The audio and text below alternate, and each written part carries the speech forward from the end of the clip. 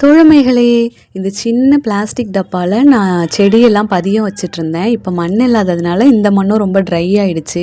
தண்ணி ஊத்துனாலும் வெளியில போயிடுது உடஞ்சிருக்கு அப்படின்னு சொல்லி வெங்காய தோலெல்லாம் அதில போட்டு மூடாக்கு மாதிரி வச்சுருந்தேன். எனக்கு 6 வயசுல ஒரு பையன் இருக்காங்கன்னு சொன்னேன் இல்லையா? அவங்க வந்து கேட்டாங்க, "எதுக்கும்மா வெங்காய தோலெல்லாம் இதில போட்டு வச்சுருக்கீங்கன்னு?"